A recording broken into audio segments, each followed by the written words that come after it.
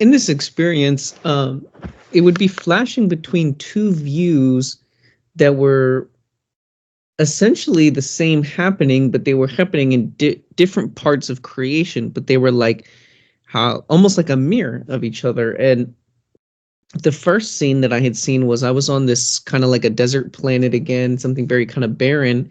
And on this planet, there was all these like automatons, these almost kind of like from the Terminator. They were these robots that were built, but they were very kind of warlike. They weren't just like a regular kind of peoples or things like that. They were sort of built for war. They had all these kind of guns and saws and a lot of things going on like that. And they were run by this central AI intelligence, or this artificial intelligence that would command them, and it would have them go and kind of like take over planets, but especially this planet that they were on. It was sort of like their home base or something. And I had this intention that I wanted to approach and reason with the central AI. That it was very interesting too, because as I'm walking through the desert planet, I come across this what looks like a bunch of these giant robot soldiers surrounding the AI, that they don't want anyone getting close to it.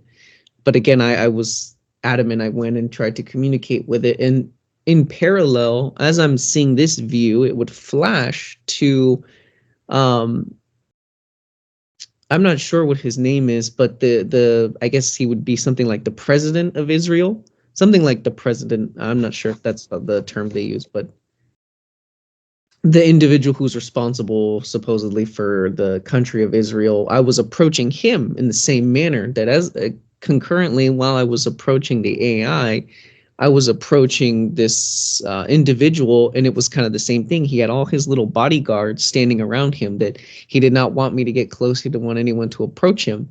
But again, I was trying to go and reason with him, see that some of the stuff that he's doing isn't making sense. And so trying to get them to see our position here. So that was just my experience to share. I thought it was very interesting that these situations were very similar.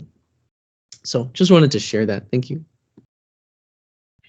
Great, Jeremy, great. Yes, you're doing your fun stuff, and we all have things to do here. And so, yeah, mine on the physical mainly is confronting the governments of the world, etc. And so that's what we're doing. And they all know me. It's very evident, and at the same time, it's all very, very interesting.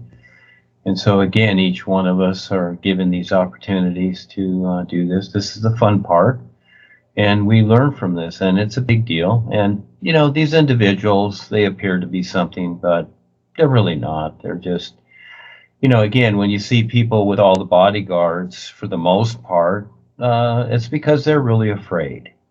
And that's why they have all that around them. You know, look at little kids playing the birds, whatever. They don't have all kinds of bodyguards around them. You know, they're out there just doing whatever. So we have a fear-based world here.